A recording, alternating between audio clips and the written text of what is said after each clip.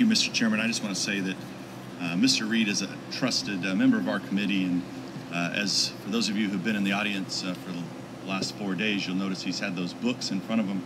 So, I mean, a man that can read that many books in 4 days, I mean, he has to know this tax code all the way through, in and out. And I will yield to my good friend, who is the tax expert from New York, Mr. Reed. Well, I appreciate that, Mr. Nunes, and it took much longer than 4 days to go through the U.S. tax code, as we've been on the committee for 7 years, dealing with these issues, dealing with tax reform, and having hearings on the issues before us that have set up this day for us to take this step to move the bill forward, hopefully, into the floor and through the Senate process and through the entire legislative process.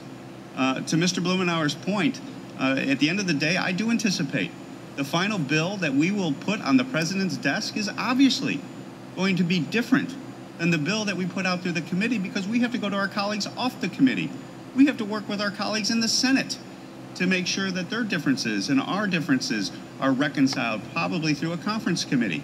That's regular order. And as I listened to the debate yesterday, I was also reminded many times from my colleagues on the other side, well, you should have reached out to us. We should have been discussing this.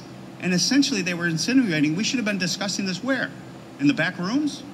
In the back rooms, in the closed doors? Would the gentleman conversations yield? That Would the gentleman yield? That we were going to somehow come to an agreement, not in the sunlight of today. Would the gentleman You're yield? really interested. No, I'm not going to yield. I'm not going to yield. If we are truly interested in this debate, and I agree with Mr. Blumenauer, and when you reference my co-chair of the Problem Solvers Caucus, do you know what the Problem Solvers Caucus is all about? Well, we're trying to send a message to our leadership and to our extreme bases in our party on the left and the right. On the left and the right. And you're right, I said both. Because your leaderships, especially what I saw yesterday in the public news and what was reported and what I've seen over the last 7 days, where I have seen your leader repeatedly say, and the minority leader in the Senate repeatedly say, we are not going to support any efforts at tax reform.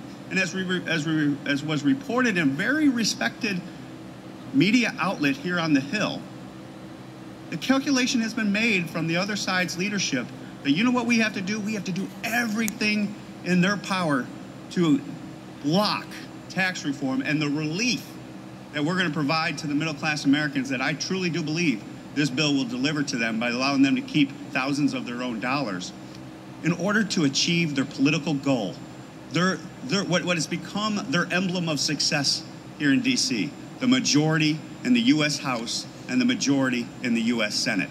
That's appalling to me. And with that, I yield back. Gentleman yields back.